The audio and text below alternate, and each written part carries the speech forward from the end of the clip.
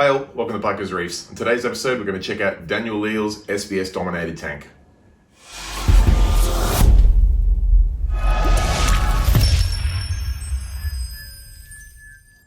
Alright, so as discussed, we're going to check out Daniel Leal's incredible SPS tank and Frag tank in this episode. Now, I've got a fairly short interview because Daniel's a man of not many words, and I will point out my phone camera was having a little bit of trouble picking up just the exquisite range of colors. I really wish I was able to take my big unit over to video this tank, but alas, WA is on the other side of the country from me, so the phone camera with a filter it was.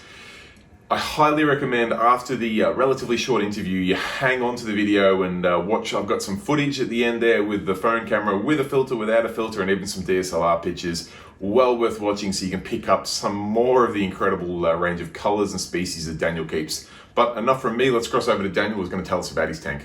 Tell us about your tanks. Yeah, so tank's been set up since Australia Day last year. So started with dry rock, got the rock in on Australia Day morning, and pretty much a month later started adding coral. So it's the second version of the tank. The first version lasted about 1.5 years, and that was, just started learning how to keep coral, and then started again with a bit more knowledge. What's the dimensions of the tank? Our tank is 4 foot by 3 foot by 1.5 foot, and I run 3 Orfec V4s and 2 Orfec light bars just for a little bit more coverage. Tank is SPS dominant, so only keep acro. I found it easier than trying to keep anything else. I've got 1 hammer in the tank, which is just because, you're one hammer. In this nook that you can't really see. Yeah, in the one place where it can't just kill everything. But it's a nice hammer too. Yeah, I've had that for a while. That was one of the first corals I got on my when I first set it up. So and I've got a 4 foot 4x2 by 1 grow out tank, which is pretty much just where I collect coral. Quarantine goes into this tank, and then I put frags, or if I really like it, put the colony into the display. Yeah, right. So it's a 3-step process. You've got putting in your quarantine tank in there, then once it passes quarantine, it ends up in the frag tank, and then it meets the if I like it, ends up in the display. Yeah. So that's why the corals in here are absolutely jaw-dropping, because they've had to go through three-step authentication. It pretty much tank runs on calcium reactor, which was set up in June. Yep. So it's a Cove calcium reactor. So Cove is a new brand in Australia, or got an Australian distributor now. Yep. So pretty good. Self-feeding, so there's no feed pump. So it just has to be primed, and then it just runs by itself. Awesome. Really easy to set up. Really big, and the cost was pretty good, so went with that. And Profilux control there as well? Yeah, Profilux controller just for the pH probe and for the temperature, which is good. Makes it easier than having a temperature probe from having to fix that all the time.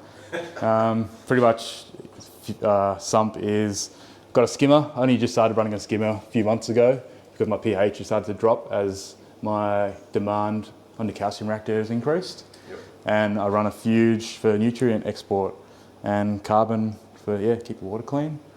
And I just dose at the moment. I just dose trace elements, nitrates, and boron, extra boron, to see if I can get some nice pinks and reds come out. So the super high-end SPS tank that's only really just had a skimmer added, and that's only been added just to help boost pH. Yeah. Your nutrient export was purely just through the fuge and just water changes? Yeah, so 13 litres a day water change on the litre meter.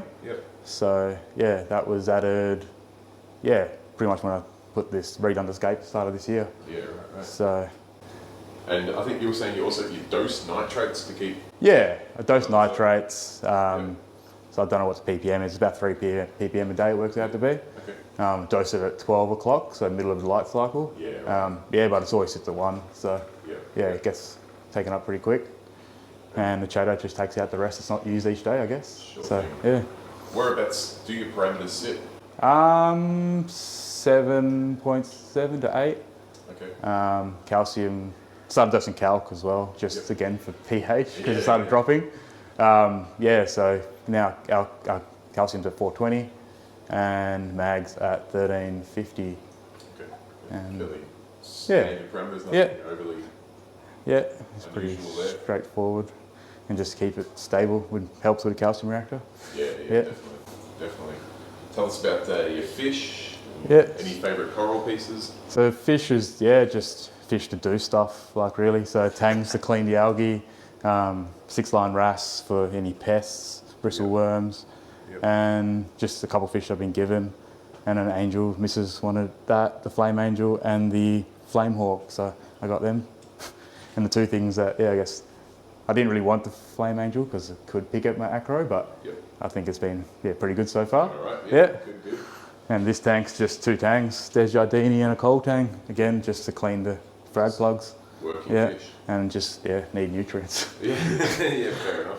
What about, you mentioned the lighting that you run on this, which is like a huge array of lights. It's like pretty much the footprint of the tank is the lights. Yeah. What about the flow? Like we can see that the flow lots of flow. So 3 gyres, a Tunzi and a Jabo. So I think I calculated it at 100%. It's 200 times the volume of the tank. So the tank's only 300, 400 litres essentially. Yeah, right. So, that's a lot of volume, so probably constantly running at an 80% times turnover.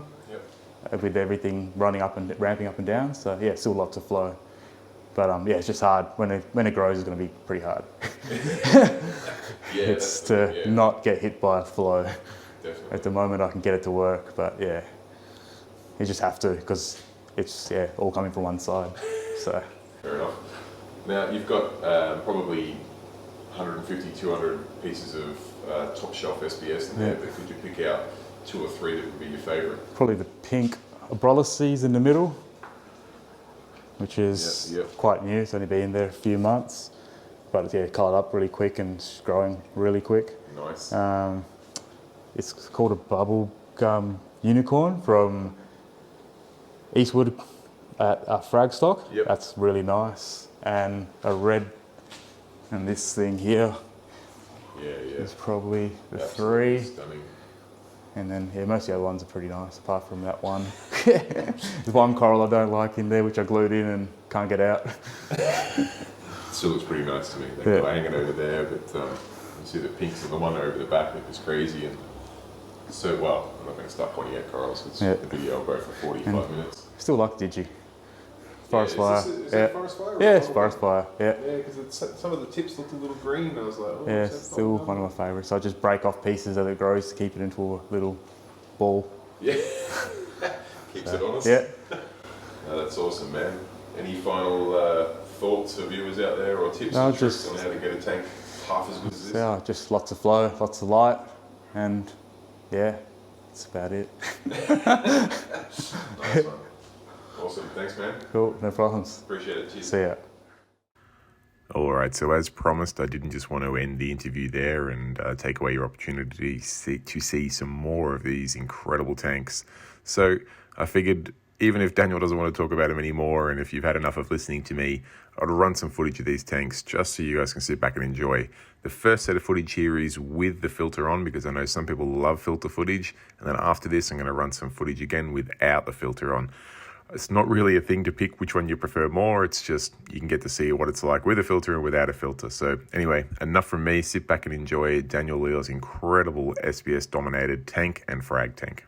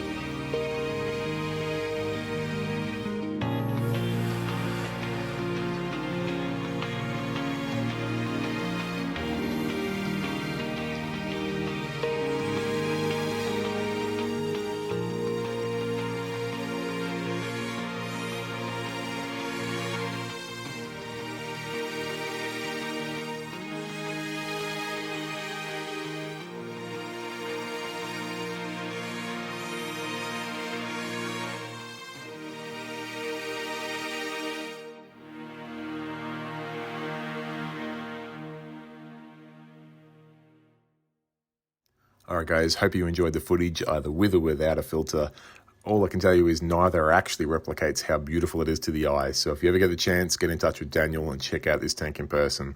Till next time, guys, if you've enjoyed the video, give it a thumbs up. Any questions, pop them in the comment section down below. And of course, always appreciate your subscribes. So if you haven't subscribed yet, please do. Thanks, guys. Bye.